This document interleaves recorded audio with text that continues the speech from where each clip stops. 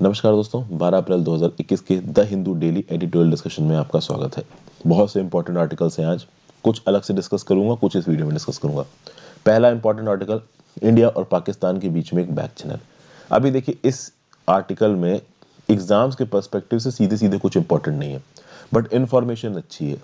अभी हमने रिसेंटली देखा इंडिया पाकिस्तान के बीच में कितनी लड़ाई चल रही थी कश्मीर के मुद्दे को लेके।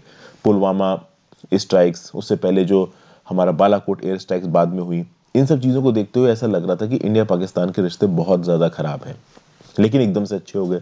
जब एकदम से अच्छे हुए तो यहाँ पे बहुत सारे एक्सपर्ट्स ये बोल रहे हैं कि इंडिया और पाकिस्तान के बीच में एक back channel of talks exist करता है, और वो back channel of talks past में भी एग्जिस्ट करता था और राजीव गांधी जी के समय से आ रहा है और आज भी एग्जिस्ट करता है। उसके रिस्पेक्ट में यहाँ पे ऑथर क्या बोल रहा है, इसको मैं एक अलग आर्टिकल के थ्रू आपको समझाने की कोशिश करूंगा। इस पर्टिकुलर एडिटोरियल में एग्जाम्स पर्सपेक्टिव से और इंपॉर्टेंट आर्टिकल कौन सा है, तो पर्सनल डाटा प्रोटेक्शन बिल। एक personal data protection bill parliament की जॉइंट पार्लियामेंट्री कमेटी के सामने पेंडिंग है, वहां उसके ऊपर बातचीत चल रही है। ये पर्सनल डाटा प्रोटेक्शन बिल किस पैरामीटर्स में अच्छा है? देखिए, अभी के लिए डाटा प्रोटेक्शन कौन से कानून के थ्रू किया जाता है? Information technology act 2000। But information technology act 2000 में क्या कमियां हैं पर्सनल डाटा प्रोटेक्शन को लेके, और उन कमियों को ये पर्सनल डाटा प्रोटेक्शन बिल कैसे ठीक करता है, और इस पर्सनल डाटा प्रोटेक्शन बिल में भी क्या कमियां हैं, इन सब चीजों को यहाँ पे ऑथर ने बताया है। तो इस आर्टिकल को भी हम लोग टेकअप करेंगे। फिर एक और न्यूज यहाँ पे निकल के आ रही है, इन्फोर्सिंग क्लेम्स। देखिए, यूएस ने अभी एक उल्टी सीधी एक्टिविटी की, जिसके बारे में कल भी मैंने आपको अपने डेली करंट अफेयर्स डिस्कशन में बताया था।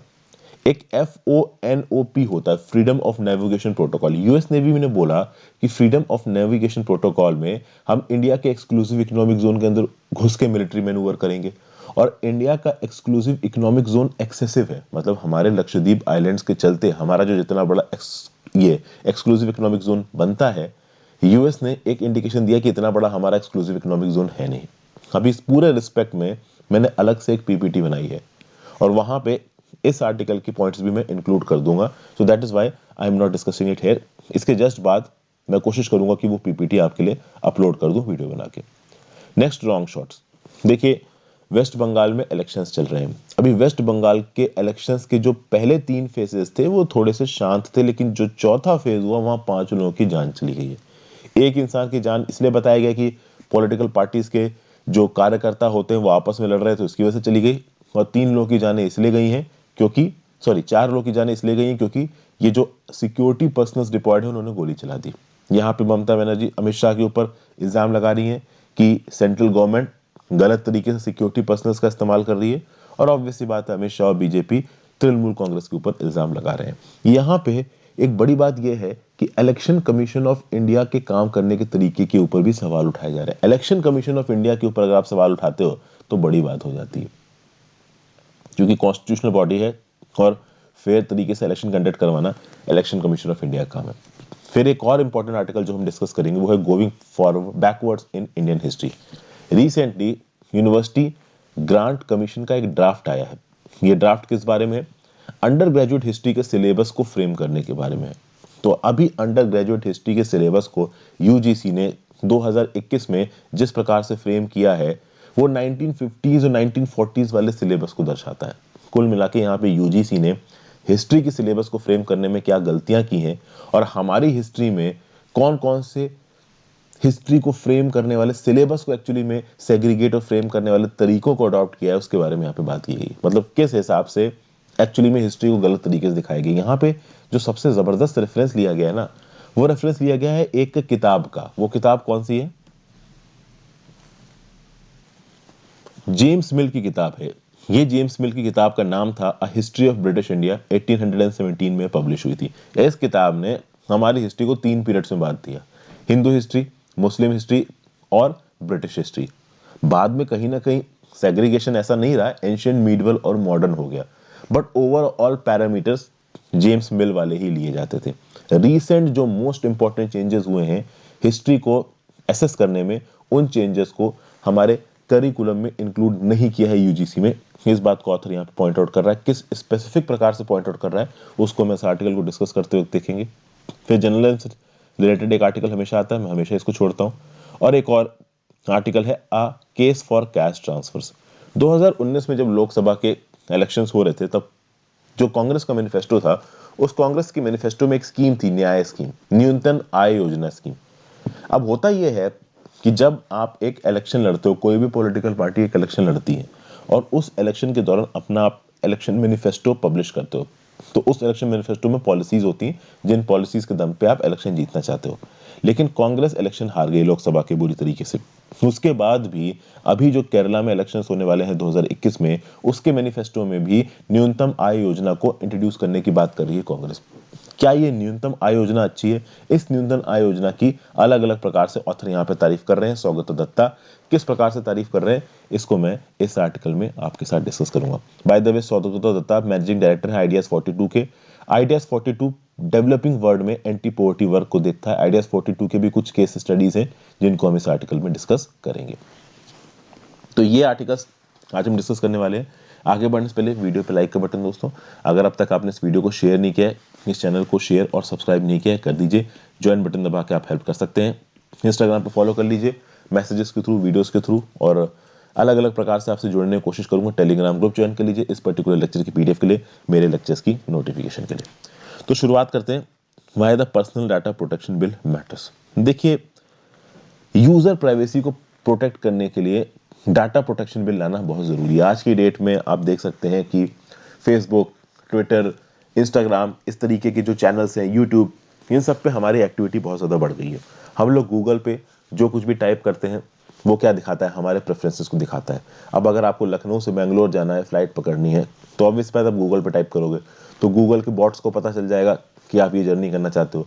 गूगल ये इन्फॉर्मेशन मेक माई ट्रिप और गूगल और गो आईबो जैसी आप कह सकते हो कंपनीज के साथ शेयर कर देगा, और वो आपको अप्रोच कर सकती हैं किसके लिए? टिकट बुकिंग के लिए। हो सकता है वो फोन पे अप्रोच ना करें, आपके सामने जो सजेशंस आने लगते हैं, ऐड सजेशंस, उसमें उस प्रकार की ही चीजें दिखने लगती हैं जिस प्रकार की चीजें आप गूगल पे सर्च मारते हो। मतलब कुल मिला के जो भी आपकी प्रेफरेंसेस हैं, जो भी आपकी चाहते हैं, वो ऑनलाइन रिकॉर्ड कर ली जाती हैं और उस प्रकार के एड्स आपके सामने रखे जाते हैं। तो ये तो बस मैंने एक मैनिफेस्टेशन बताया। डाटा का प्रयोग बहुत अलग अलग प्रकार से होता है। आप फेसबुक में जो करते हो, इंस्टाग्राम में जो करते हो, यूट्यूब में जो करते हो, वो कहीं ना कहीं आपके प्रेफरेंसेस को डिनोट करता है, और इन प्रेफरेंसेस के दम पे ठीक आपको एसेस किया जाता है। ये प्रेफरेंसेस आपका डाटा है, समझ गए? अब बात की जाए, जब से पैंडेमिक आया है, पैंडेमिक के चलते लोगों का जो डिजिटल इकोनॉमी में एसिमिलेशन है बहुत ज़्यादा बढ़ गया है। अलग अलग प्रकार की चीज़ों को खरीदने के लिए डिजिटल चैनल्स का प्रयोग किया जाता है। जैसे ग्रॉसरी परचेज करने के लिए, हेल्थ सर्विसेज तक को परचेज करने के लिए आप डिजिटल चैनल्स पे जाते हो। उसके बाद अगर आप देखोगे तो बहुत सारे ब्रीचेस भी देखने को मिले हैं। मेजर डिजिटल सर्विसेज में ब्रीच देखने को मिला। फॉर एग्जांपल, मोबीक्विक में पता चला कि 9.9 करोड़ यूजर्स का जो डाटा है वो रिस्क पे है। तो जब इतना ज्यादा हम लोग डिजिटल इकोनॉमी के साथ एसोसिएट कर रहे हैं और हमें दिख रहा है कि भाई मोबीक्विक जैसे ऑर्गेनाइजेशंस में अगर डाटा ब्रीच हो गया तो कितने लोगों का डाटा कॉम्प्रोमाइज हो सकता है, उसके चलते एक चीज तो बिल्कुल क्लियर हो गई है कि रोबस्ट डाटा प्रोटेक्शन रिजीम्स चाहिए। अलग अलग गलत इवेंट्स ना हो, यूजर इंटरेस्ट को प्रोटेक्ट किया जा सके, इसलिए रोबस्ट डाटा प्रोटेक्शन रिजीम्स होना बहुत ज्यादा जरूरी है। लेकिन अनफॉर्चुनेटली इंडिया में जो डाटा प्रोटेक्शन रिजीम अभी के लिए चल रहा है वो इनफ नहीं है। इंडिया के डाटा प्रोटेक्शन रिजीम को इंप्रूव करने के लिए personal data protection bill 2019 introduce किया गया। अभी के लिए जो बिल है वो जॉइंट पार्लियामेंट्री कमेटी के सामने डिस्कस हो रहा है। अगर ये जॉइंट पार्लियामेंट्री कमेटी के सामने से personal data protection bill pass होकर सूटेबल अमेंडमेंट्स के साथ नियम कानून बन जाता है तो ये एक मेजर रोल प्ले कर सकता है लोगों के पर्सनल डाटा को बचाने में। अब भाई बात यह है कि ये बिल किस प्रकार से डिजिटल इकोनॉमी में यूजर इंटरेस्ट को बचाएगा, तो ये देखते हैं। देखिए, अभी तक की बात की जाए, पर्सनल डाटा प्रोटेक्शन बिल के ऊपर ज्वाइंट पार्लियामेंट्री कमेटी में बहस चल रही है, ये अभी इंप्लीमेंट नहीं हुआ है। तो अभी डाटा प्रोटेक्शन कौन से बिल के हिसाब से देखा जा रहा है, तो अभी डाटा प्रोटेक्शन गवर्न किया जा रहा है इंफॉर्मेशन टेक्नोलॉजी एक्ट 2000 के हिसाब से।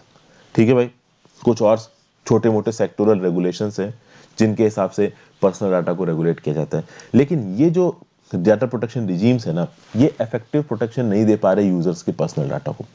अगर आप देखो तो इस इंफॉर्मेशन डाटा प्रोटेक्शन एक्ट 2000 में और बाकी जो थोड़े बहुत रेगुलेशंस हैं उसमें क्या होता है कि जो भी प्रोटेक्शंस दी जाती हैं, आप कह सकते हो किसी भी यूजर को, वो यूजर की कंसेंट लेके उनको बाईपास किया जा सकता है।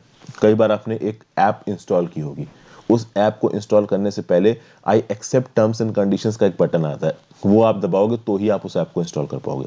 वो जो एक्सेप्ट टर्म्स एंड कंडीशंस को जब आप अगर उसके टेक्स्ट को पढ़ो तो टेक्स्ट बिल्कुल पोतले जैसा होता है, 10-15 पन्ने का टेक्स्ट होता है, हम में से कोई पढ़ता तक नहीं है।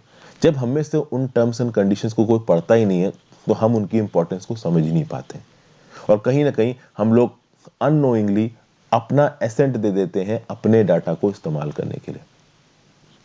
ठीक है भाई। और उसके बाद भी ये जो बड़े बड़े फर्म्स होते हैं जो टर्म्स एंड कंडीशंस पे आपको अप्रूवल लेते हैं, चाहे आप टेलीग्राम डाउनलोड करो, चाहे आप व्हाट्सएप डाउनलोड करो, चाहे आप कोई दूसरी ऐप डाउनलोड करो, टर्म्स एंड कंडीशंस पे आपको क्लिक करना पड़ेगा। चाहे आप एडोबी का सॉफ्टवेयर डाउनलोड करो, आपने एक बार टर्म्स एंड कंडीशंस पे क्लिक कर दिया, उसके बाद वो जो कंपनी है जिसने आपको ऐप या सॉफ्टवेयर प्रोवाइड किया है वो आपकी डाटा सिक्योरिटी की गारंटी लेती है, लेकिन आपकी डाटा प्राइवेसी की गारंटी नहीं लेती। मतलब वो ये बोलते हैं कि भाई आप हमारी ऐप इस्तेमाल करोगे, जो भी आपका डाटा है वो हम अपने पास ही रखेंगे, किसी और को नहीं देंगे, ये तो वो बोलते हैं, लेकिन डाटा प्राइवेसी की वो गारंटी नहीं देते हैं। मतलब आपके डाटा को एसेस करके वो अपनी मार्केटिंग चालू रखेंगे, आपकी जो ज़रूरतें हैं उसके हिसाब से वो आपको ऐड दिखाएंगे। मतलब कि आपने जो कुछ भी ऑनलाइन सर्च किया है वो सीक्रेट नहीं है, उसके ऐड सजेशंस आपके सामने आने ही आने हैं। मतलब डाटा सिक्योरिटी है, एक बार को वो वर्बल एश्योरेंस आपको इस बात का दे रही है कि आपका डाटा किसी और के साथ शेयर नहीं किया जाएगा, पर प्राइवेसी नहीं है। आपने जो कुछ भी देखा है उससे रिलेटेड चीज़ें आपके सामने आने लगेंगी। इसका मतलब क्या है कि आपके ऑनलाइन बिहेवियर को कहीं ना कहीं मॉनिटर किया गया है। ठीक है, ये बात यहाँ पे बताई गई। तो यूजर प्रेफरेंस को प्रोसेस तो ये लोग करते ही हैं। ओके, फिर इसके बाद आगे देखिए क्या बोला जा रहा है। As a result entities could use the data for purposes different from those the user consented to. अच्छा ठीक है, डाटा सिक्योरिटी का आपको प्रॉमिस दे रही है बट डाटा प्राइवेसी का प्रॉमिस नहीं दे रही। तो डाटा प्राइवेसी का प्रॉमिस देने का मतलब क्या हो गया कि जिस चीज के लिए आपने कंसेंट दिया था टर्म्स एंड कंडीशंस के ऊपर अप्रूवल देके, उस चीज के लिए हो सकता है आपके डाटा को इस्तेमाल ना किया जाए, किसी और चीज के लिए इस्तेमाल कर लिया जाए। प्लस ये जो इंफॉर्मेशन टेक्नोलॉजी एक्ट है 2000, ये गवर्नमेंटल एजेंसीज पे लागू नहीं होता है। गवर्नमेंट एजेंसीज आपका डाटा कलेक्ट भी कर सकती हैं और उसको अपने हिसाब से इस्तेमाल भी कर सकती हैं। मतलब information technology act is not applicable on government agencies, private corporation पे एप्लीकेबल है बट गवर्नमेंट एजेंसीज पे एप्लीकेबल नहीं है। तो इससे क्या पता चल रहा है, इससे एक बात तो बहुत क्लियरली पता चल रही है कि अभी के लिए जो डाटा प्रोटेक्शन रिजीम एग्जिस्ट करता है इंफॉर्मेशन टेक्नोलॉजी एक्ट 2000 के अंदर और बाकी एक्ट्स के अंदर, वो बिल्कुल भी इनफ नहीं है। इसलिए एक रोबस्ट डाटा प्रोटेक्शन लेजिस्लेशन की जरूरत है। अब हुआ ये कि 2017 में सुप्रीम कोर्ट का एक लैंडमार्क जजमेंट आया। क्या नाम था इसका? नाम था justice K S Puttaswamy versus Union of India. और इस जजमेंट ने ये बोला कि जो राइट टू प्राइवेसी है, this right to privacy is a fundamental right. और इसी जजमेंट में सुप्रीम कोर्ट ने इंस्ट्रक्शंस दिए सरकार को कि एक ऐसा डाटा प्रोटेक्शन लॉ होनी चाहिए जो कि यूजर्स के पर्सनल डाटा को बचा के रखे, उसको गलत तरीके से इस्तेमाल ना होने दे। और उसके बाद आप देखोगे कि ministry of electronics and information technology ने एक कमिटी ऑन एक्सपर्ट्स बनाया under the chairmanship of justice B N Sri Krishna, ताकि एक ड्राफ्ट डाटा प्रोटेक्शन लॉ बनाया जाए। और ऑब्वियस सी बात है, इसी कमेटी ने, जिसकी चेयरमैन थे आपके बी एन श्री कृष्णा साहब, इसने अपनी रिपोर्ट पब्लिश की और उस रिपोर्ट में कुछ और इम्प्रूवमेंट्स करके एक ड्राफ्ट लेजिस्लेटिव डॉक्यूमेंट सामने लाया गया और वही था आपका पर्सनल डाटा प्रोटेक्शन बिल। इसी पर्सनल डाटा प्रोटेक्शन बिल के ऊपर ज्वाइंट पार्लियामेंट्री कमेटी में बहस चल रही है। अब आप सोचो दोस्तों, हमारे देश की जो सरकार है वो कैसे काम करती है। पर्सनल डाटा प्रोटेक्शन सीधे सीधे, ये जो पर्सनल डाटा प्रोटेक्शन बिल है वो सीधे सीधे गवर्नमेंट की ताकत को बढ़ा नहीं रहा है, कहीं ना कहीं वो गवर्नमेंट की ताकत को डायल्यूट कर रहा है। हालांकि अभी आगे हम देखेंगे कि पर्सनल डाटा प्रोटेक्शन बिल में गवर्नमेंट को फिर भी कुछ एग्जेम्पशंस दिए गए हैं डाटा प्रोटेक्शन को लेकर। अब बात यहाँ पे ये है कि अगर सरकार को, जैसे फॉर एग्जांपल ट्राइब्यूनल्स में जजेस के अपॉइंटमेंट की ताकत को सरकार को लेना था तो सरकार ऑर्डिनेंस ले आई, लेकिन पर्सनल डाटा प्रोटेक्शन बिल एक इतना इंपॉर्टेंट लेजिस्लेशन है, अगर पार्लियामेंट्री कमेटी में इसके ऊपर बहस चल रही है तो कम से कम तब तक कोई एग्जीक्यूटिव ऑर्डिनेंस लाके आप इस बिल को इंप्लीमेंट तो करवा ही सकते थे ना, लोगों का डाटा बचवाने के लिए। बट लोगों का डाटा बचाना, लोगों की data privacy is not on the top charts of government. ठीक है ना भाई। मतलब गवर्नमेंट को जब कोई चीज तुरंत इंप्लीमेंट करनी है, ताकत को अपने हाथ में लेने के लिए, तो ऑर्डिनेंस आ जाता है, लेकिन जब लोगों को प्रोटेक्ट करना है, लोगों के पर्सनल डाटा को प्रोटेक्ट करना है, तब ऑर्डिनेंस नहीं आता। तब ज्वाइंट पार्लियामेंट्री कमेटी में 2019 से बहस चल रही है कि हाँ भाई बिल में क्या करें क्या ना करें। ओके, अब हम ये देखते हैं कि ये जो नया बिल आया है पर्सनल डाटा प्रोटेक्शन बिल, अगर ये इम्प्लीमेंट भी हो जाता है तो किस प्रकार से पर्सनल डाटा को प्रोटेक्ट करेगा। पहली बात तो ये जो पर्सनल डाटा प्रोटेक्शन बिल है ये प्राइवेट एंटिटीज के ऊपर तो एप्लीकेबल है ही, सरकार के ऊपर भी एप्लीकेबल है। तो जो इंफॉर्मेशन टेक्नोलॉजी एक्ट 2000 था वो सरकार के ऊपर एप्लीकेबल नहीं था, बट ये पर्सनल डाटा प्रोटेक्शन बिल सरकार के ऊपर एप्लीकेबल है। चलिए, दूसरा पॉइंट क्या है कि डाटा सिक्योरिटी की बात करता है, ये बिल डाटा प्राइवेसी की बात करता है। कहने मतलब क्या है कि एंटिटीज को सिक्योरिटी सेफगार्ड्स, देखिए entities will have to maintain security safeguards to protect personal data. Personal data को प्रोटेक्ट करने के लिए अलग अलग एंटिटीज को सिक्योरिटी सेफगार्ड्स यहाँ पे इंक्लूड करने पड़ेंगे। फिर एक set of data protection obligations in companies को माननी पड़ेंगी। ट्रांसपेरेंसी और अकाउंटेबिलिटी मेजर्स लेके आने पड़ेंगे ताकि यूजर्स के प्राइवेसी और इंटरेस्ट को अपहोल्ड किया जा सके। कुल मिला के यहाँ पे ये जो बिल होगा वो यूजर्स को इस बात का राइट देगा, ठीक है, कि यूजर्स का राइट है उनके पर्सनल डाटा के ऊपर, और उनका पर्सनल डाटा किस हिसाब से इस्तेमाल किया जाएगा ये भी यूजर्स ही डिसाइड करेंगे। और एक ऐसा इंटरफेस प्रोवाइड किया जाएगा जहाँ पे यूजर इस इंफॉर्मेशन को जान सकेगा कि उसका पर्सनल डाटा कहाँ कहाँ पे अवेलेबल है और कौन कौन सी एंटिटी, कौन कौन सी कंपनी किस प्रकार से उसके पर्सनल डाटा को इस्तेमाल कर रही है। तो आप देख सकते हो कि इन पॉइंट्स के आधार पर आप कह सकते हो कि पर्सनल डाटा प्रोटेक्शन बिल काफ़ी प्रोग्रेसिव है। फिर ये बिल जो पर्सनल डाटा प्रोटेक्शन बिल है ये भी बोलता है कि एक इंडिपेंडेंट और पावरफुल रेगुलेटर बनाया जाएगा जिसका नाम होगा डाटा प्रोटेक्शन अथॉरिटी। ये डाटा प्रोटेक्शन अथॉरिटी मॉनिटर करेगा और रेगुलेट करेगा डाटा प्रोसेसिंग एक्टिविटीज को। और ये डाटा प्रोसेसिंग एक्टिविटीज जो डाटा प्रोटेक्शन बिल के थ्रू नियम कानून लाए गए हैं इससे आप कह सकते हो यूज टू होने चाहिए, इससे कंपैटिबल होने चाहिए। ओके, और किसी यूजर को लगता है कि भाई उसकी डाटा प्राइवेसी वायलेट हुई है तो वो डाटा प्रोटेक्शन अथॉरिटी के पास जा सकता है और कहीं ना कहीं अपने ऑब्लिगेशंस की मांग कर सकता है। वो बोल सकता है कि भाई मेरी डाटा प्राइवेसी वायलेट हो रही है, मुझे बचाइए। तो कुल मिला के ये जो डाटा प्रोटेक्शन अथॉरिटी है ये एक एडजुडिकेटिंग अथॉरिटी की तरह यहाँ पे बनाया गया है कि अगर किसी यूजर को लगता है कि उसकी डाटा प्राइवेसी वायलेट हुई है तो वो इस डाटा प्रोटेक्शन अथॉरिटी के पास जाके इंसाफ मांग सकता है। ठीक है, तो कुल मिला के एक मैसिव और मीनिंगफुल चेंज लाने की बात की गई है पर्सनल डाटा प्रोटेक्शन बिल के थ्रू। लेकिन इस पर्सनल डाटा प्रोटेक्शन बिल में ऐसे बहुत से प्रोविजंस हैं जिनके चलते कुछ चिंता की बात भी हो रही है। कहीं ना कहीं ये रिजीव इफेक्टिव नहीं होगा, इनइफेक्टिव हो सकता है। इसके भी कुछ साक्ष्य हैं इस पर्सनल डाटा प्रोटेक्शन बिल में जिनको समझना जरूरी है। पहली बात तो ये है कि इस पर्सनल डाटा प्रोटेक्शन बिल में बहुत से एग्जेम्पशंस दिए गए हैं गवर्नमेंट एजेंसीज को। सरकारी एजेंसीज को काफी एग्जेम्पशंस यहाँ पे दिए गए हैं। जैसे कि फॉर एग्जांपल अगर आप क्लॉज 35 देखिए पर्सनल डाटा प्रोटेक्शन बिल का, तो केंद्र सरकार चाहे तो केंद्र सरकार किसी भी गवर्नमेंट एजेंसी को इस बिल के प्रोविजन से एग्जेम्प्ट कर सकती है। मतलब केंद्र सरकार बोल सकती है कि इस पर्टिकुलर बिल के जो भी रिस्ट्रिक्शंस हैं वो इस पर्टिकुलर सरकारी कंपनी के ऊपर एप्लीकेबल नहीं होंगे। मतलब कि गवर्नमेंट के ऊपर एप्लीकेबल है personal data protection bill, but अगर केंद्र सरकार ने बोल दिया कि पर्सनल डाटा प्रोटेक्शन बिल इस पर्टिकुलर एजेंसी के ऊपर एप्लीकेबल नहीं होगा तो नहीं होगा। ऑब्वियसली बात है, organisations like central bureau of investigation, national investigation agency, research and analysis wing of India, obviously बात है इनको खुली छूट दी जाएगी। यहाँ पे ये लोगों के पर्सनल डाटा को प्रोटेक्ट करके यूज कर सकते हैं। ऑब्वियसली बात है इनको मिलना भी चाहिए। तीन चार जो हमारी मेन इन्वेस्टिगेटिव एजेंसीज हैं जो कि टेररिज्म को और हमारे देश की इंटरनल सिक्योरिटी को देखती हैं, उनके पास इंफॉर्मेशन चली जाए तो कि जानी ही चाहिए, दुनिया भर की कंट्रीज में जाती है। लेकिन अब सरकार कौन कौन सी गवर्नमेंट एजेंसीज को एग्जेम्प्ट करेगी ये देखना बाकी है। ओके, प्लस डीपीए किस हद तक, डाटा प्रोटेक्शन एजेंसी किस हद तक इंडिपेंडेंट इफेक्टिव रेगुलेटर की तरह काम कर पाएगा, इसके ऊपर भी बहुत से सवाल यहाँ पे उठाए जा रहे हैं। कुल मिला के अगर आप ज्वाइंट पार्लियामेंट्री कमेटी की बात करो तो ज्वाइंट पार्लियामेंट्री कमेटी में जब इस बिल के ऊपर बहस हो रही है, लगभग 86 अमेंडमेंट्स को प्रपोज किया है ज्वाइंट पार्लियामेंट्री कमेटी ने इस पर्सनल डाटा प्रोटेक्शन बिल के ऊपर।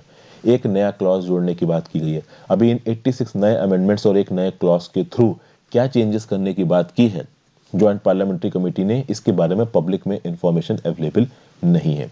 लेकिन ये committee monsoon session of parliament में अपने अमेंडमेंट्स को on the parliament table put up करेगी। देखते हैं वहां पे क्या निकल के आता है। तो ये पर्सनल डाटा प्रोटेक्शन बिल के बारे में एक बेसिक जानकारी थी। इंद्रदीप घोष जी ने इस आर्टिकल को लिखा है, एग्जीक्यूटिव डायरेक्टर हैं द्वारा रिसर्च, और श्रीकार प्रसाद, अच्छा, इंद्रदीप घोष एग्जीक्यूटिव डायरेक्टर हैं द्वारा रिसर्च के, और श्रीकर प्रसाद जी ने लिखा है इस आर्टिकल को, अपने इनपुट्स दिए, जो कि पॉलिसी एनालिस्ट हैं फ्यूचर ऑफ फाइनेंस इनिशिएटिव में। तो डाटा प्रोटेक्शन बिल के कुछ बहुत बेसिक लेवल पे क्या फ़ायदे हैं और क्या खामियां हैं। पहली बात तो आपको इतना याद रखना है कि गवर्नमेंट इसके एम्बिट में आता है। इंफॉर्मेशन टेक्नोलॉजी एक्ट 2000 के एम्बिट में गवर्नमेंट नहीं आता था, लेकिन गवर्नमेंट चाहे, केंद्र सरकार चाहे तो कुछ गवर्नमेंटल एजेंसीज को इसके एम्बिट से एग्जेम्प्ट कर सकती हैं, बाहर निकाल सकती हैं। ये बातें याद रखिएगा। कुछ स्पेसिफिक बातें आपको इनके बारे में पता होनी चाहिए, ठीक है। नेक्स्ट चलते हैं enforcing claims. India will have to deal with the open challenge the US has posed to its maritime claims. इसके बारे में जैसा कि मैंने आपको पहले बताया कि मैं एक अलग से पीपीटी ऑलरेडी बना रखी है, वो पीपीटी मैं आपको एक्सप्लेन कर दूंगा। आपका इस पर्टिकुलर आर्टिकल के जो भी इंपॉर्टेंट पॉइंट्स हैं वो भी कवर हो जाएंगे। नेक्स्ट आर्टिकल पे चलते हैं, wrong shots on West Bengal poll violence. Recently जैसा कि मैंने आपको बताया अभी इंट्रोडक्शन में, 5 लोगों की मौत हो गई जब चौथे फेज ऑफ पोल चल रहे थे वेस्ट बंगाल में, ठीक है ना भाई। पहले 3 जो फेज हुए हैं वेस्ट बंगाल के इलेक्शंस में काफ़ी पीसफुल है, लेकिन यहाँ पे 5 लोगों की मौत हुई है, ऐसी खबर सुनने में आ रही है। अभी किसी की जान जाती है तो ये छोटी खबर नहीं है, this is a big news. इन 5 में से एक जान तो इसलिए गई है क्योंकि पॉलिटिकल राइवल्स, पॉलिटिकल पार्टी से कार्यकर्ता आपस में लड़ रहे थे, और बाकी 4 जान इसलिए गई हैं जो कि सिक्योरिटी पर्सनल्स ने 2 घंटे में 15 राउंड्स ऑफ गोली चला दी कूच बिहार की सीतलकुची असेंबली कॉन्स्टिट्यूएंसी में। यहाँ पे जब इलेक्शन कमीशन ऑफ इंडिया, जब इस प्रकार का कोई इवेंट हो जाता है तो इलेक्शन कमीशन ऑफ इंडिया से स्टेटमेंट लिया जाता है। इलेक्शन कमीशन ऑफ इंडिया ने बोला कि भाई सिक्योरिटी फोर्सेज ने, पुलिस ने गोली इसलिए चलाई जो कि सेल्फ डिफेंस में गोली चलाना बहुत ज़्यादा ज़रूरी था। अब ऐसा यहाँ पे क्या हुआ, चीफ मिनिस्टर ममता बनर्जी जी ने ये बोला है कि ये जो बीजेपी है ये कॉन्स्पिरेसी रच रही है, और उन्होंने अमित शाह जी के रिजिग्नेशन की डिमांड की। मिस्टर शाह का क्या बोलना है कि भाई तुम्हारे तृणमूल कांग्रेस पार्टी की जो पॉलिटिकल मेंबर्स हैं, अगर वो हमारे पुलिस फोर्सेस को, सिक्योरिटी फोर्सेस का घेराव करने लगेंगे, चारों तरफ से उनको घेरने लगेंगे, तो ये सिक्योरिटी फोर्सेस वहां मरेंगे थोड़ी ना, वो तो गोली चलाएंगे ही चलाएंगे। और इलेक्शन कमीशन ऑफ इंडिया ने भी यही बोला कि भाई इन सिक्योरिटी पर्सनल्स ने सेल्फ डिफेंस में गोली चलाई है। मतलब कुल मिला के यहाँ पे अब पॉलिटिक्स इस हद तक नीचे गिर गई है कि तृणमूल कांग्रेस सेंट्रल फोर्सेस के ऊपर, सिक्योरिटी फोर्सेस के ऊपर ये इल्जाम लगा रही है कि भाई ये बीजेपी की मदद कर रहे हैं उनको इलेक्शन जितवाने में। मतलब बीजेपी गलत प्रकार से, सेंटर की रूलिंग पार्टी गलत प्रकार से इन सेंट्रल सिक्योरिटी फोर्सेस की मदद ले रही है इन इलेक्शंस में। अब कुल मिला के दोस्तों यहाँ पे इस बात पे कोई भी क्लैरिटी नहीं है कि ये मॉब वायलेंस कैसे हुआ, यहाँ पे जो पुलिस ने गोलियां चलाई क्या वो सही चलाई, ये डेथ अवॉइड की जा सकती थी या नहीं की जा सकती थी, इसके बारे में कोई भी जानकारी नहीं है। फिर स्टेट में रिसेंटली एक बीजेपी के एमपी को, व्हीकल को भी रोकने की कोशिश की। ऐसा बोला जा रहा था कि तृणमूल कांग्रेस के मेंबर्स ने उनको रोका। तो कुल मिला के ये जो ममता बनर्जी जी की तृणमूल कांग्रेस की जो पार्टी है और जो बीजेपी पार्टी है, उनके बीच में जबरदस्त लड़ाई सी चल रही है, आप कह सकते हो, वेस्ट बंगाल में। और मैंने ऐसा कि आपको बोला था, बीजेपी पार्टी और बीजेपी ही एक ऐसा ऑर्गेनाइजेशन है जो कहीं ना कहीं तृणमूल कांग्रेस के साथ डील कर सकता है वेस्ट बंगाल के अंदर, क्योंकि वेस्ट बंगाल के अंदर खुला गुंडा राज था, ये बात तो देखिए सबको ही पता है। ओके, हालांकि बीजेपी भी जहाँ पे जो कर रही है वो पूरी तरीके से सही है ऐसा मैं नहीं बोल रहा हूँ, कहीं ना कहीं उनकी भी गलती यहाँ पे नजर निकल के आ रही है। अब सवाल उठता है यहाँ पे इलेक्शन कमीशन ऑफ इंडिया के रोल पे। भाई जब भी इस प्रकार की इलेक्शन के समय पे उल्टी सीधी चीज़ें होती हैं, सबसे पहले नज़र किस पे जाएगी, इलेक्शन कमीशन ऑफ इंडिया पे। इलेक्शन कमीशन ऑफ इंडिया के ऊपर अपोजिशन इल्ज़ाम लगा रहा है, खासकर तृणमूल कांग्रेस इल्ज़ाम लगा रही है। सबसे पहले तो इलेक्शन कमीशन ऑफ इंडिया के ऊपर ये इल्ज़ाम लगाया गया है कि आपने पूरे मंथ में 8 फेजेज में इलेक्शन क्यों करवाए हैं, इससे बीजेपी को एडवांटेज मिल रहा है। मतलब तृणमूल कांग्रेस और बाकी की political parties election commission of India के ऊपर ये इल्ज़ाम डाल रही हैं कि भाई 8 अलग अलग फेजेस में असेंबली इलेक्शंस करवाने की क्या ज़रूरत थी, आप 2 या 3 फेजेस में असेंबली इलेक्शंस करवा सकते थे। अब यहाँ पे मैं आपको बता दूं कि इलेक्शन कमीशन ऑफ इंडिया के पास कुछ ताकतें होती हैं। पहली ताकत उनके पास ये होती है कि वो कितने फेजेस में इलेक्शंस करवाना चाहते हैं। दूसरी ताकत उनके पास ये होती है कि भाई पुलिस ऑफिशियल्स को और सिविल एडमिनिस्ट्रेशन के ऑफिसर्स को कहाँ पे कितना डिप्लॉय करना है, ये भी इलेक्शन कमीशन ऑफ इंडिया के पास ताकत होती है। इन ताकतों का अपोजिशन का ये बोलना है कि इलेक्शन कमीशन ऑफ इंडिया ने गलत प्रकार से प्रयोग किया है और बीजेपी को फेवर किया है। अभी ये एक बहुत बड़ा इल्ज़ाम है इलेक्शन कमीशन ऑफ इंडिया के ऊपर। यहां पे बस मैं आपसे इतना कह सकता हूं कि ये इल्ज़ाम लगाया जा रहा है, ये आप दिमाग में रख लीजिए कि वो जो इलेक्ट्रॉनिक वोटिंग मशीन है वो फेयर है। मतलब ऐसा नहीं हो सकता कि बीजेपी इस हद तक इलेक्शन कमीशन ऑफ इंडिया को इन्फ्लुएंस कर दे कि भाई वोटिंग ही गलत तरीके से पढ़ने लगे, ये तो नहीं होगा। भाई आप अगर जाके किसी पॉलिटिकल पार्टी के लिए वोट का बटन दबाओगे तो उसी पॉलिटिकल पार्टी की कैंडिडेट को वोट मिलेगा, ठीक है ना। हाँ, ये अलग बात है कि एडमिनिस्ट्रेटिव अरेंजमेंट्स में कुछ चेंजेस कर दिए गए हों जिसके चलते बीजेपी को बेनिफिट मिल रहा हो, ऐसा अपोजिशन पार्टीज यहाँ पे बोल रही हैं। फिर आगे बात की जाए कि इलेक्शन कमीशन ऑफ इंडिया के ऊपर एक और इल्जाम लग रहा है। सुप्रीम कोर्ट के इंस्ट्रक्शन है साफ साफ कि भाई धर्म के नाम पे, जाति के नाम पे आप वोट पॉलिटिक्स नहीं कर सकते। अभी जब भी बंगाल में रिलीजियस और कम्युनल स्पीचेस दी गई तो तृणमूल पार्टी के लीडर्स ने जब भी कोई रिलीजियस स्पीच दी, रिलीजियस अपील करी, कम्युनल स्पीच दी, तो उस केस में इलेक्शन कमीशन ऑफ इंडिया ने तृणमूल पार्टी के लीडर्स को रोका, मिस ममता बनर्जी को भी रोका। लेकिन जब बीजेपी पार्टी के लीडर्स ने कम्युनल अपील दी, रिलीजियस अपील दी, तब इलेक्शन कमीशन ऑफ इंडिया ने यहाँ पे एक्शन नहीं लिया। ये इल्जाम भी लगाया जा रहा है इलेक्शन कमीशन ऑफ इंडिया के ऊपर। मतलब कि इलेक्शन कमीशन ऑफ इंडिया यहाँ पे इम्पार्शियल तरीके से काम नहीं कर रहा है, ऐसे इल्जाम लग रहे हैं अपोजिशन पार्टी की तरफ से। किसके ऊपर? इलेक्शन कमीशन ऑफ इंडिया के ऊपर। और ये ऐसे पहले स्टेट असेंबली के इलेक्शंस नहीं है जहाँ पे इलेक्शन कमीशन ऑफ इंडिया के ऊपर इल्जाम लग रहे हैं। दूसरे लेजिस्लेटिव असेंबलीज में जब भी इलेक्शन हुए तब भी इस प्रकार के बहुत से इल्जाम देखे गए, चाहे वो राजस्थान हो चाहे वो मध्य प्रदेश हो। ठीक है, ओके बात। इलेक्शन कमीशन ऑफ इंडिया के एडवर्टाइजमेंट्स में अक्सर कर ये देखा गया है कि election commission of India security personnels के सैक्रिफाइसेस को उठाता है। मतलब इलेक्शन कमीशन ऑफ इंडिया अक्सर कर अपने स्टेटमेंट्स में ये बताते हैं कि भाई सिक्योरिटी पर्सनल्स ने अलग अलग जगहों पे इलेक्शंस को कंडक्ट करवाने में बहुत इंपॉर्टेंट रोल प्ले किया है, उनके जवानों ने शहीदत दी है। तो इस प्रकार के स्टेटमेंट्स जब इलेक्शन कमीशन ऑफ इंडिया ने किए तो अपोजिशन ने इलेक्शन कमीशन ऑफ इंडिया के ऊपर इल्जाम लगाया कि भाई आपका काम अपॉलिटिकल है, आप पॉलिटिक्स वाली बातें मत करो, पॉलिटिक्स पॉलिटिशियंस के लिए छोड़ दो। तो कुल मिलाकर इलेक्शन कमीशन ऑफ इंडिया के ऊपर यहाँ पे जबरदस्त तरीके से इल्जाम लग रहे हैं। और इस हद तक इल्जाम लग रहे हैं कि ममता बनर्जी जी ने एमसीसी, जो कि मॉडल कोड ऑफ कंडक्ट होता है, इसको नाम दे दिया मोदी कोड ऑफ कंडक्ट। और ऐसा नहीं है कि बीजेपी केंद्र सरकार में है तो ही इलेक्शन कमीशन ऑफ इंडिया के ऊपर इल्जाम लग रहे हैं। जब गुजरात के चीफ मिनिस्टर थे नरेंद्र मोदी साहब, तो उन्होंने खुद इलेक्शन कमीशन ऑफ इंडिया के ऊपर इल्जाम लगाया था कि ये फेयरनेस से काम नहीं करते हैं। अब इलेक्शन कमीशन ऑफ इंडिया के ऊपर इल्जाम लग रहे हैं, चलिए ठीक है, पॉलिटिकल पार्टी की पॉलिटिक्स में, इलेक्शंस में बहुत कुछ होता है। लेकिन इलेक्शन कमीशन ऑफ इंडिया का एक पब्लिक ट्रस्ट है, ये कोई पॉलिटिशियन नहीं जिसको गालियां दे दो आप खुलेआम खड़े होकर तो कोई फर्क नहीं पड़ता।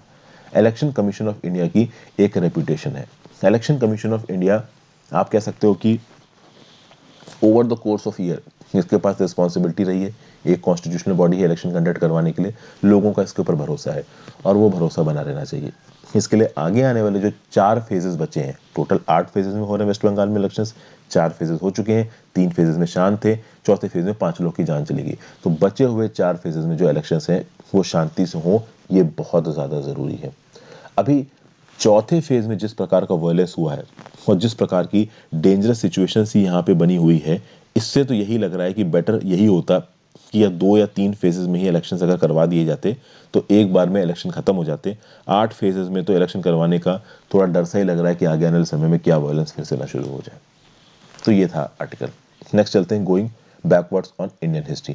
The latest UGC draft clings to colonial reasoning and ignores the diverse facets of the past. यहाँ पे क्या बोला जा रहा है? जो लेटेस्ट यूनिवर्सिटी ग्रांट्स कमीशन का ड्राफ्ट आया है उसके बारे में बात की जा रही है। देखिए, ये जो रिसेंट यूजीसी का ड्राफ्ट आया है उसके ऊपर इल्जाम लगाते हुए ऑथर क्या बोल रहा है कि जिन एक्सपर्ट्स ने इस हिस्ट्री के सिलेबस को यहाँ पे डिवाइस किया है ना, वो उसी आइडियोलॉजी में, उसी मेंटेलिटी में फंसे हुए हैं, वो मेंटेलिटी जो कि हिस्ट्री के लिए 1950s में अडॉप्ट की जाती थी और अब 2020 में चल रहे हैं, तो 1950s वाली आइडियोलॉजी को यहाँ पे हटाना जरूरी है। एक्चुअली में ऑथर यहाँ पे किस चीज़ के ऊपर इल्ज़ाम लगा रहे हैं?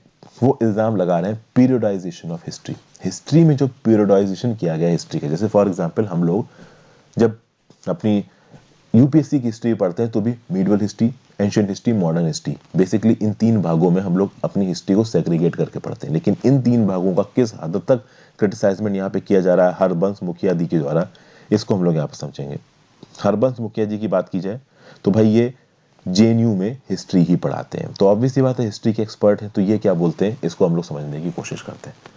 इनका ये बोलना है कि पीरियडाइजेशन ऑफ हिस्ट्री, यानी हिस्ट्री को अलग अलग पीरियड्स में तोड़ के पढ़ने की जो प्रथा है वो यूरोप में शुरू हुई थी 17वीं शताब्दी के एंड पे, लेकिन इसका एवोल्यूशन 16वीं शताब्दी में शुरू हो गया था क्रिश्चियन थियोलॉजी। और चर्च ने जब हिस्ट्री को इवॉल्व करना शुरू किया, स्टडी करना शुरू किया, तो उन्होंने हिस्ट्री का कहीं ना कहीं आप कह सकते हो सेग्रीगेशन किया। एक जर्मन क्रिस्टोफ सेलेरियस नाम के पर्सन थे, 1688 में उन्होंने हिस्ट्री को 3 भागों में बांटा, एंशिएंट हिस्ट्री, मिडिवल हिस्ट्री और मॉडर्न हिस्ट्री। ठीक है ना भाई। अब यूरोप में इस प्रकार से हिस्ट्री का सेग्रीगेशन आगे बढ़ा। यूरोप का तो ये सीन था कि भाई ठीक है, हम लोग अपने पुरानी डार्क एज को भुला के आगे बढ़ेंगे। तो ऑथर ये बोला कि यूरोप तो अपनी डार्क एज से बाहर निकल गया, लेकिन इंडिया अपनी डार्क एज से बाहर नहीं निकल पाया। और इंडिया की डार्क एज में, डार्क एज कहने का मतलब है कि हिस्ट्री के सेग्रीगेशन का जो गलत तरीका है वो कैसे आगे बढ़ा। जेम्स मिल नाम के एक ऑथर थे, 1817 में उन्होंने अपनी किताब पब्लिश किया, हिस्ट्री ऑफ ब्रिटिश इंडिया। और अपनी इस किताब में उन्होंने इंडिया की हिस्ट्री को 3 भागों में तोड़ दिया, हिंदू हिस्ट्री, मुस्लिम हिस्ट्री, ब्रिटिश हिस्ट्री। उनका यह बोलना था कि इंडिया की हिस्ट्री को 3 भागों में बांट दो, एक जब हिंदूज राज करते थे, दूसरा जब मुस्लिम राज करते थे, तीसरा जब ब्रिटिशर्स राज करते थे। सीधे सीधे ये जो अब इन वेरी फर्स्ट इंस्टेंस इस सेग्रीगेशन को गलत माना जाएगा। इस सेग्रीगेशन को क्यों गलत माना जाएगा? क्योंकि देखिए, जब हिंदू राजा राज कर रहे थे तब भी मुस्लिम मासेस एग्जिस्ट करते थे, ऑब्वियस सी बात है। जब मुस्लिम धर्म की स्थापना हुई, जब मुस्लिम राजा इंडिया में राज कर रहे थे, उसके बाद उनके अंदर हिंदू मासेस भी रहते थे, और ब्रिटिशर्स के दौरान हिंदू और मुस्लिम्स दोनों मासेस रहते थे। तो उसको ब्रिटिश पीरियड ऑफ हिस्ट्री बोल देना भी सही नहीं है। कुल मिला के जिस प्रकार का गलत नॉमेनक्लेचर जेम्स पिल ने यहाँ पे इस्तेमाल किया, उस गलत नॉमेनक्लेचर को आज तक हम लोग आगे लेके चल रहे हैं। जेम्स मिल ने अपने इस वर्क में रिलीजन को बहुत अटर कंटेम्प्ट के साथ देखा है, इस्लाम को भी उल्टा सीधा सुनाया है और हिंदुइज्म को भी उल्टा सीधा सुनाया है कहीं ना कहीं। मतलब जेम्स मिल का ये जो किताब थी ना, आगे आने वाले समय में हिस्टोरियंस ने इस किताब के सेग्रीगेशन को अपने अपने हिसाब से इवॉल्व कर लिया। जैसे कि फॉर एग्जाम्पल आप देखोगे कि this periodisation scheme, periodisation schema कौन सा, जो कि जेम्स बिल ने प्रोपोगेट किया यहाँ पे कि भाई इंडिया की हिस्ट्री को 3 भागों में तोड़ दिया, हिंदू हिस्ट्री, मुस्लिम हिस्ट्री और ब्रिटिश हिस्ट्री। और आगे आने वाले समय में इंडियन हिस्ट्री की बहुत सारी जो किताबें आएंगी, किसी भी ऑथर ने लिखी हो, उन्होंने कहीं ना कहीं पीरियड्स को इसी हिसाब से तोड़ा। फिर इन पीरियड्स में कॉन्क्वेस्ट और डिफीट्स दिखाए, हिंदू पीरियड में हिंदू रूलर्स के कॉन्क्वेस्ट और डिफीट दिखाए, मुस्लिम पीरियड में मुस्लिम रूलर्स के कॉन्क्वेस्ट और डिफीट दिखाए, और उसके बाद जब ब्रिटिशर्स का पीरियड आ गया तो ब्रिटिशर्स की पॉलिसीज को यहाँ पे दिखाया। और ये बताया कि हिंदू रूलर्स के दौरान हिंदू रिलीजियस फर्वर था, मुस्लिम रूलर्स के दौरान मुस्लिम रिलीजियस फर्वर था, जो कि बिल्कुल गलत है। अकबर के शासन के दौरान हिंदूज को राइट्स दिए गए थे, ये हमको पता है। और आपको पता है कि हमारे जो हिंदू रूलर्स थे पहले के, चाहे वो हर्षवर्धन हो, चाहे उससे पहले के चोला, चेर, पंड्य रूलर्स हो, उन्होंने दूसरे धर्म को भी इंपॉर्टेंस दी थी। उन्होंने बुद्धिज्म धर्म को, जैनिज्म धर्म को भी इंपॉर्टेंस दी थी। उस समय पे इस्लाम धर्म की स्थापना नहीं हुई थी, बिल्कुल कोर एंशिएंट इंडिया में अगर आप चले जाओगे तो कुल मिला के अब हमारी हिस्ट्री में किस प्रकार से चीजों को देखा जाता है। अगर आप देखो हिंदू पीरियड कौन आता है, तो हिंदू पीरियड आता है आर्यंस की शुरुआत से लेके हर्षा की मृत्यु तक। हर्षा की मृत्यु होगी 647 एडी में, यानी कॉमन एरा में। तो 647 एडी तक, आर्यन से लेके 647 एडी तक माना गया है हिंदू पीरियड ऑफ हिस्ट्री को। मुस्लिम पीरियड ऑफ हिस्ट्री इंडिया में शुरू होगी 1206 एडी में, जब दिल्ली सल्तनत की स्थापना होगी, और 1707 एडी जब औरंगजेब की मृत्यु हो जाएगी, तब तक चलेगी आपकी क्या, मुस्लिम हिस्ट्री। फिर 1765 से आपकी शुरू होगी ब्रिटिश हिस्ट्री, जब ब्रिटिशर्स को बैटल ऑफ बक्सर के बाद 3 इलाकों की दीवानी मिल जाएगी, उसके बाद शुरू होगी आपकी ब्रिटिश की हिस्ट्री। तो सोचिए 3 हिस्टोरिकल पीरियड्स बांटे गए। आर्यन से लेके 647 एडी हिंदू हिस्ट्री, 1206 एडी से लेके 1707 एडी मुस्लिम हिस्ट्री, और उसके बाद 1765 एडी के बाद ब्रिटिश हिस्ट्री। 2 पीरियड यहाँ पे बच रहे हैं, एक 647 एडी से लेके 1206 एडी के बीच में कुछ भी नहीं है, और 1707 एडी से लेके 1765 एडी को किसी एक ग्रुप में नहीं रखा गया है, ना हिंदू ग्रुप में ना मुस्लिम ग्रुप में। अब ये जो पीरियडाइजेशन है ये बहुत लंबे समय से चला जा रहा है। फिर मिल ने अपनी किताब में ये भी बोला था कि हिंदू और मुस्लिम मासेस आपस में एक दूसरे के साथ लड़ते रहते थे। बाद में आप देखोगे कि देश का बंटवारा भी हो गया। तो कुल मिला के ओवरऑल ये जो सेग्रीगेशन था हिस्ट्री का, ये गलत था, बट अनफॉर्चुनेटली इस सेग्रीगेशन को आगे फॉलो किया गया। कुछ चेंजेस कब हुए, जब 1903 में स्टैनली लेन पूल ने इस हिंदू, मुस्लिम और ब्रिटिश हिस्ट्री के नॉमेनक्लेचर को बदल के एंशिएंट, मीडिवल और मॉडर्न में बदल दिया। तो अब हम इस हिस्ट्री को एंशिएंट, मीडिवल, मॉडर्न बोलते हैं। यूपीएससी की प्रिपरेशन में भी आप एंशिएंट, मीडिवल, मॉडर्न ही बोलते हो, ठीक है। फिर ये बताया जा रहा है कि जब हमारा देश आज़ाद हुआ, हमारे देश के आज़ाद होने के बाद जिस प्रकार की पढ़ाई लिखाई हमारे कॉलेजेस वगैरह में शुरू कराई गई, उस पढ़ाई लिखाई में जो पीरियड्स का सेग्रीगेशन था, जो टाइम का सेग्रीगेशन था, वो कुछ ऐसा ही था। अगर आप किसी भी ऐसे अंडर ग्रेजुएट की बात करो जो कि दिल्ली यूनिवर्सिटी में 1955 से लेकर 1960 के टाइम पीरियड में पढ़ता हो, उस समय में जो डेट्स इस्तेमाल की जाती थी ना, वो वही डेट्स हैं जो कि मैंने अभी आपको थोड़ी देर पहले बताई, जो कि इस आर्टिकल में लिखी गई हैं। मतलब हिंदू पीरियड को एंशिएंट हिस्ट्री के साथ जोड़ दिया गया, मीडिवल हिस्ट्री को मुस्लिम पीरियड के साथ जोड़ दिया गया, और जो मॉडर्न हिस्ट्री निकल के आई 1765 के बाद, उसको ब्रिटिश पीरियड के साथ जोड़ दिया गया। तो मिल के पैरामीटर्स के हिसाब से ही यहाँ पे हिस्ट्री को सेग्रीगेट किया जा रहा था, और ये बड़ी दुख की बात है। 1960 के बाद अगर आप देखोगे तो चेंजेस आए हैं इंडियन हिस्टोरियंस की अंडरस्टैंडिंग में पास्ट को लेके, ठीक है ना। पास्ट में जो पीरियडाइजेशन पे ज्यादा फोकस दिया जाता था, एंशिएंट, मिडिवल, मॉडर्न, या कह लीजिए हिंदू, मुस्लिम और ब्रिटिश हिस्ट्री पे ज्यादा फोकस दिया जाता था, उस फोकस को छोड़ा गया और कहीं ना कहीं और चीजों पे ध्यान दिया गया। जैसे अब हिस्टोरियंस का ध्यान जाएगा किसके ऊपर? सोशल स्ट्रक्चर्स के ऊपर, इकोनॉमिक ड्राइव्स के ऊपर, कल्चरल मोड्स के ऊपर, पॉलिटिक्स के ऊपर, notions of power and social and ethical norms, confrontation and accommodation at social, cultural, political, administrative level. तो इस प्रकार की कॉम्प्लेक्स चीजों के ऊपर बातें जाएंगी। और जब भी इस प्रकार की कॉम्प्लेक्स पैरामीटर्स के ऊपर आप एसेस करते हो हिस्ट्री को ना, तब आप इन पैरामीटर्स को कोई एक डेट एलोकेट नहीं कर सकते। ये एक बहुत बड़ी बात होती है, क्योंकि cultural parameter, political parameter, economic parameter, इनको इवॉल्व करने में सालों लग जाते हैं, डेकेड्स लग जाते हैं, मेटामॉर्फोसिस होता है, और फिक्स्ड डेट ऑफ ट्रांजिशंस आप एलोकेट नहीं कर सकते। ये अलग बात है कि रेंज, किसी राजा का रेन और डायनेस्टी कितने एडी से लेके कितने एडी था, कई राजाओं के बारे में हमको इन्फॉर्मेशन पता है, कई राजाओं के बारे में हमको इन्फॉर्मेशन नहीं पता है। तो सिर्फ इन राजाओं के बारे में जानने के अलावा उन राजाओं के दौरान सोशल चेंजेस क्या है, इकोनॉमिक चेंजेस क्या है, कल्चरल चेंजेस क्या है, इस चीज को पॉइंट आउट करना, ये रियल हिस्ट्री है। और इस रियल हिस्ट्री की शुरुआत 1960s से हुई है, ऐसा ऑथर यहाँ पे बोल रहा है। लेकिन ऑथर को दुख इस बात का है कि इस प्रकार की हिस्ट्री को हमारे लेटेस्ट यूसीजी के करिकुलम में इम्बाइब नहीं किया गया है। और जब इन सारे फैक्टर्स को लिया जाने लगा, तो आप देखोगे एंशिएंट पीरियड की जो रेंज थी वो भी बदलने लगी, मीडिवल पीरियड की जो रेंज थी वो भी बदलने लगी, और एंशिएंट पीरियड और मॉडर्न पीरियड की रेंज बदलने लगी। अभी मिडिल पीरियड कब शुरू हुआ और एंशिएंट हिस्ट्री कब खत्म हुई, इसके बारे में कोई क्लियर कट इन्फॉर्मेशन एक हिस्टोरियन नहीं दे सकता, क्योंकि अलग अलग हिस्टोरियंस ने अलग अलग कल्चरल और इकोनॉमिक फैक्टर्स को यहाँ पे स्टडी किया है। और जब कल्चरल इकोनॉमिक फैक्टर्स की बात आ जाती है, तो आप एक डेट कभी भी नहीं दे सकते। फिर 1980s के बाद एक और बहुत इंपॉर्टेंट ट्रेंड यहाँ पे दिया गया है। हिस्ट्री में बहुत से एक्सपेंसिव डायमेंशंस आ गए, जैसे कि हिस्ट्री की पढ़ाई में हम लोग इकोलॉजी की भी पढ़ाई करने लगे। तो भाई किसी एक पर्टिकुलर जगह की हिस्ट्री को उसके ज्योग्राफी के साथ भी जोड़ा जाने लगा। तो वहाँ पे डेजर्ट्स थे कि फॉरेस्ट थे कि रेंज थे। फिर हिस्ट्री में वुमेन्स का क्या रोल रहा है, इसको भी देखा जाने लगा। वुमेन्स किस प्रकार से हाउस होल्ड में इन्वॉल्व थी, किस प्रकार से कम्युनिटी में इन्वॉल्व थी। तो भाई हिस्ट्री की स्टडी में वुमेन की स्टडी को भी जोड़ दिया गया। ओके, वुमेन स्टेट के लेवल पे कैसे काम करती थी, वुमेन्स का टाइम और स्पेस को लेके क्या परसेप्शन था, जेंडर आइडेंटिटीज क्या थी, लोकल और रीजनल डीटीज मेल थी या फीमेल थी, इन सब चीज़ों को देखा जाने लगा। फिर मेडिकल साइंसेस को देखा जाने लगा, इंपीरियल स्ट्रक्चर्स किस हिसाब से चेंज हो रहे थे इसको देखा जाने लगा, यूनिवर्सिटी और कॉलेजेस में किस हिसाब से चीज़ें पढ़ाई जा रही थी, इन सब चीज़ों को देखा जाने लगा। और इन सब चीज़ों के हिसाब से ही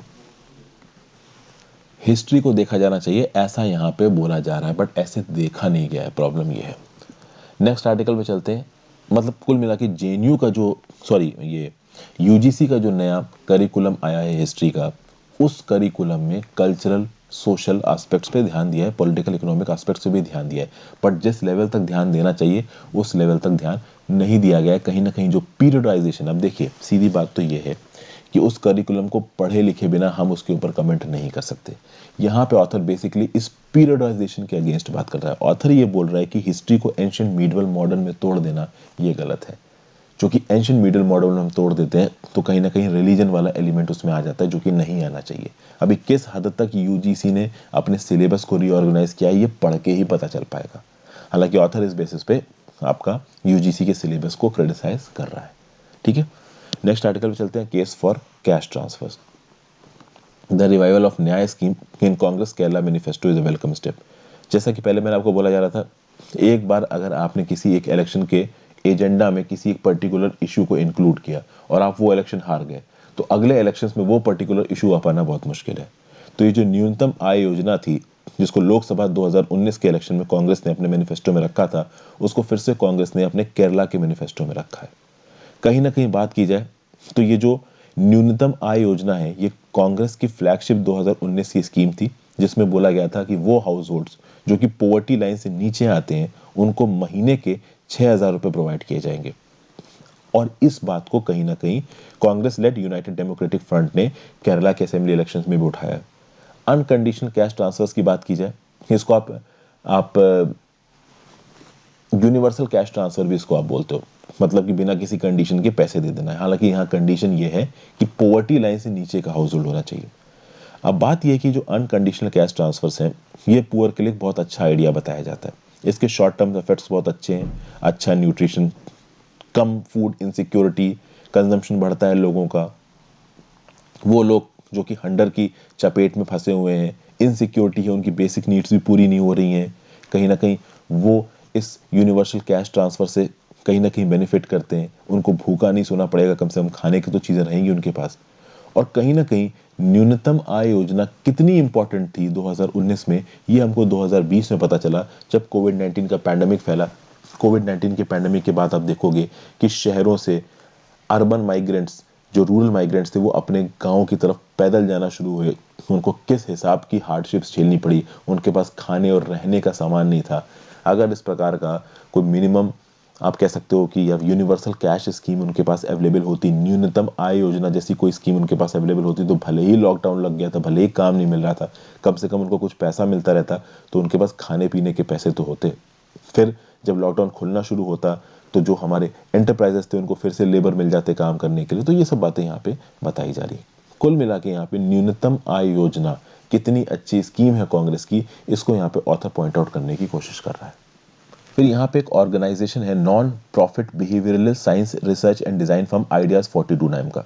आइडियाज 42 नाम का जो ऑर्गेनाइजेशन है उसने ये बताया है कि कैसे वर्ल्ड बैंक और अफ्रीका की सरकारों के साथ मिलके इन्होंने इस प्रकार की स्कीमों की यूटिलिटी के बारे में पता किया है। जैसे कि जो केनिया के रूरल इलाके हैं वहाँ पे लोगों की इन्होंने रिसर्च करवाई, उन्होंने पता किया कि केनिया के रूरल इलाकों में इस प्रकार की न्यूनतम आय स्कीम जैसी का एक्सेस था उनके पास। तो पैंडेमिक में भले ही सबकी कमाई बंद हुई, पैंडेमिक में सबकी हालत ख़राब हुई, लेकिन उनके हालात इतने ख़राब नहीं थे जितने इंडिया में लोगों की हालत ख़राब हो गई। उनके पास basic amount of money available था, वो अपना खाना पीना खा सकते थे, एक शांत दिमाग से अपने फ्यूचर के बारे में सोच सकते थे। इंडिया में इस हिसाब की कोई भी लेवरेज या फिर लग्जरी लोगों के पास अवेलेबल नहीं थी। लोगों ने हज़ारों किलोमीटर की जर्नी पैदल चलनी शुरू की अपने बेसिक नीड को, भूख को पूरा करने के लिए। तो ये सब बातें यहाँ पे बताई जा रही है। मतलब न्यूनतम आय योजना जैसी जो स्कीम है वो कितनी इंपॉर्टेंट है, इसके ऊपर यहाँ पे पॉइंट आउट किया जा रहा है। कांग्रेस का ये जो प्रपोजल था न्यूनतम आय योजना का, जो कि लोकसभा के पोस्ट में 2019 में मैनिफेस्टो में उतारा था और अब केरला में भी उतारा है राहुल गांधी ने। तो ये एक व्यू पॉइंट है जो कि यहाँ पे आइडियाज 42 के मैनेजिंग डायरेक्टर सौगतो दत्ता साहब ने यहाँ पे दिया है। Thank you for watching this video friends. जल्दी ही आज आपको मैं और भी वीडियोस अवेलेबल कराने की कोशिश करूँगा। पढ़ते रहिए। Have a great day. Good bye.